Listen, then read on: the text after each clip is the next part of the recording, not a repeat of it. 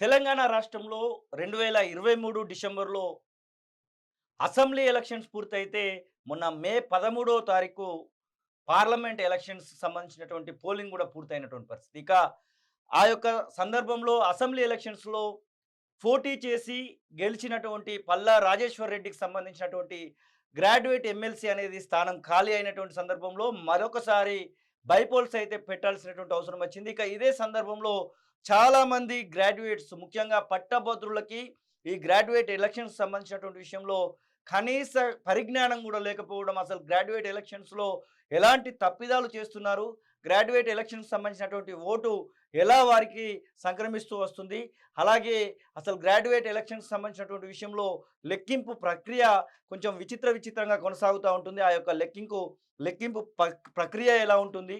వాటన్నిటితో పాటుగా graduate MLC ఎలక్షన్స్‌లో pole చేసేటువంటి ఓటరు ప్రాధాన్యత విధంగా వారి యొక్క ఓటు హక్కునైతే వినియోగించకపోతున్నారు. అసలు ఇవన్నీ ఎలా ఉంటాయి? ఈ తప్పిదాలేంటి? ముందుగా తెలుసుకునేటువంటి ప్రయత్నం అయితే చేద్దాం. మనతో పాటుగా ముఖేష్ శ్యామల అడ్వకేట్, అలాగే పొలిటికల్ ఎనలిస్ట్ మనతో పాటుగా ఉన్నారు. అన్న నమస్తే. నమస్తేనే. ఈరోజు ఒక పత్రికలో మీ యొక్క ఆర్టికల్ చూసిన తర్వాత దీన్ని అసలు వీడియో రూపకంగా ఎందుకు చేయకూడదనేటువంటి ఉద్దేశంతోనైతే మిమ్మల్ని పిలవడం జరిగింది. ముందుగా థాంక్ యూ. అసలు ఎవరు కూడా ఇనిషియేట్ తీసుకోలేకపోతున్నారు. ఈ ముఖ్యంగా గ్రాడ్యుయేట్ ఎమ్మెల్సీ అనే దానికి సంబంధించినటువంటి విషయంలో పూర్తి అవగాహన లేకుంటుంది. అసలు గ్రాడ్యుయేట్ ఎలక్షన్స్ ఎప్పుడు ప్రారంభమయ్యాయి? ఆ తర్వాత వివిధ ఆ యొక్క ఏదైతే గ్రాడ్యుయేట్స్‌కి ఉన్నటువంటి ఆ యొక్క ప్రశ్నల మీద కూడా మాట్లాడదాం. అసలు ఎట్లా గ్రాడ్యుయేట్ ఎలక్షన్స్ అనేవి ప్రారంభమైనాయి? ఏ ఎలక్షన్ అయినా, ఏ ఎలక్షన్ అయినా మనకొచ్చేది ఎట్లా అనంటే, మనకి ఏదైతే ప్రజా ప్రాతినిధ్య చట్టం ఉందో, దాని ప్రకారంగానే ప్రతి ఎన్నిక జరుగుతది. ఈవెన్ వార్డు మెంబర్ ఎన్నిక నుంచి మొదలుకుంటే ప్రతిదీ. అందులో భాగంగానే మనకి ఎమ్మెల్సీ ఎన్నికలు. మనకొక డౌట్ రావచ్చు. ఆల్రెడీ ఎమ్మెల్యేలు ఉండంగా మనకి ఎమ్మెల్సీలు ఎందుకు? హ్మ్. వి దీన్ని గూడా మనకు పార్లమెంటు ఆమోదంతోనే మనకి ఎమ్మెల్సీలున్నారు. ఈ ఓకే. ఎమ్మెల్సీలు గూడా మనకున్నటువంటి అన్ని రాష్ట్రాలలో దాదాపు 28, 29 రాష్ట్రాలుంటే, అన్ని రాష్ట్రాలలో ఎమ్మెల్సీలు లేరు. యెస్. కేవలం 6 రాష్ట్రాలలోనే ఉన్నారు. అది గూడా ఏపీ, తెలంగాణ, మన యూపీ, బీహారు, కర్ణాటక, మహారాష్ట్ర అంతే. ఈ 6 రాష్ట్రాలలో మాత్రమే ఉన్నారు వీళ్ళు.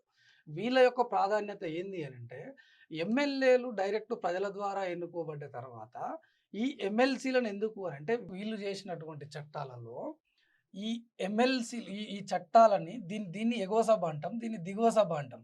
వీళ్ళు తయారు చేసినటువంటి చట్టాలలో ఏవన్నా లోపాలు గాని, ఏవన్నా బెటర్‌మెంట్స్, ఏవన్నా సూచనలు, సలహాలు చేయాలంటే వీళ్ళ దగ్గర డిస్కషన్ ఉంటది. యెస్. ఈ డిస్కషన్ నుంచి లేదు ఇందులో ప్రజలకు ఇలాంటి ఇబ్బందులున్నాయి, న్యాయపరమైనటువంటి చిక్కులున్నాయి, వీటిని సరిజేయండి అని చెప్పి మళ్ళీ శాసనసభకు పంపడానికి శాసన మండలి. హ్మ్. ఈ శాసన మండలిలో ఉన్నటువంటి అభ్యర్థులు ఎవరైతే ఉన్నారో వాళ్ళు మాత్రమే ఎమ్మెల్యేల కంటే పవర్‌ఫుల్ నా దృష్టిలో. ఓకే. అంటే అందుకే రాజ్యసభ, లోక్‌సభ అని ఆ! మనము స నేషనల్ లెవెల్‌లో చెప్పుకున్నట్టు చెప్పుకున్నట్టు మీకిక్కడ ఈ ఎమ్మెల్యేలు అనంటే వాళ్ళు కొంచెం ఎడ్యుకేషన్ తక్కువున్నా, ఏదున్నా ఒక ఓటు హక్కున్నదంటే వీళ్ళు పోటీ చేయడానికి అర్హులు. కానీ ఎమ్మెల్సీల విషయానికొచ్చేసరికి ఒక సెపరేట్ బాడీని తయారు జేసినారు. హ్మ్.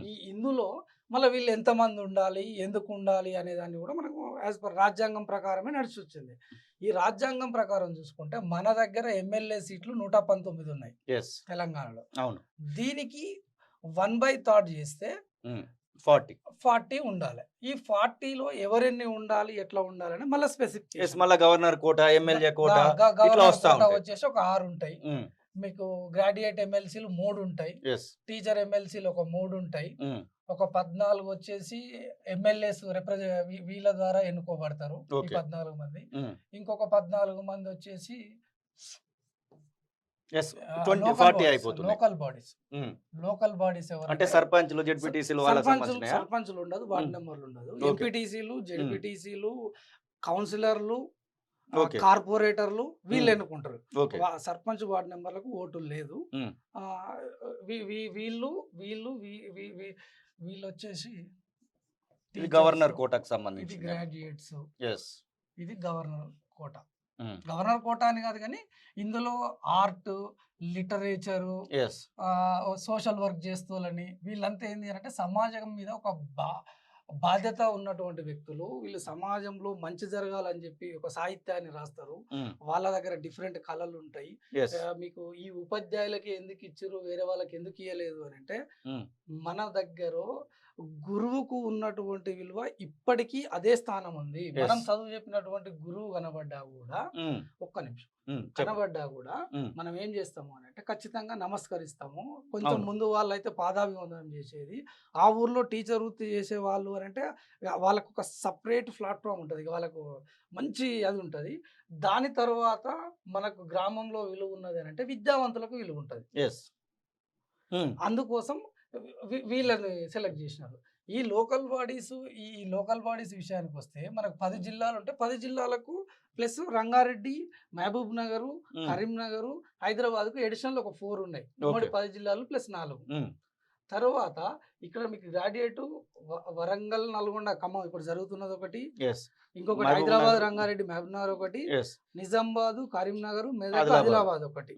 ఇట్లా ఉమ్మడి 10 జిల్లాలకు సంబంధించి 3 ఎక్కడ ఎన్నిక జరిగినా, ఎక్కడ ఖాళీ జరిగినా అప్పటికి దాని ప్రకారం అయితే ఇదే చేస్తారు. సందర్భంలో కొన్ని విషయాలు మనం అబ్జర్వ్ చేయాలి. ఎమ్మెల్యే ఎలక్షన్స్ అంటే ఒక రకమైనటువంటి హడావిడి అనేది మనం రెగ్యులర్గా అబ్జర్వేషన్ చేస్తూనే ఉంటాం.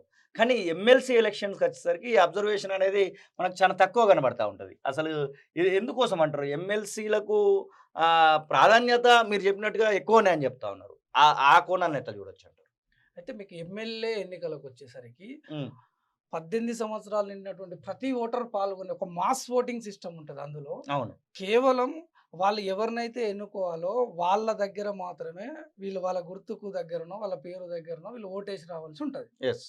కానీ ఇది డిఫరెంట్. ఈ మాస్ ఓటింగ్ సిస్టంలో ఎన్నికయ్యే వాళ్ళు ఎమ్మెల్యేలు, ఎంపీలు. అవును. కానీ ఈ ప్రత్యేక సందర్భాల్లో ప్రత్యేక పరిస్థితుల్లో తీసుకున్నటువంటి శాసన మండలి కాబట్టి దానికి ప్రతి పద్ధతి మనకు ఓటర్ ఎన్రోల్మెంట్ నుంచి చూసుకుంటే కూడా ప్రతి పద్ధతి ఒక కొత్త రకంగానే ఉంటుంది. అసలైన తొలి వెలుగు.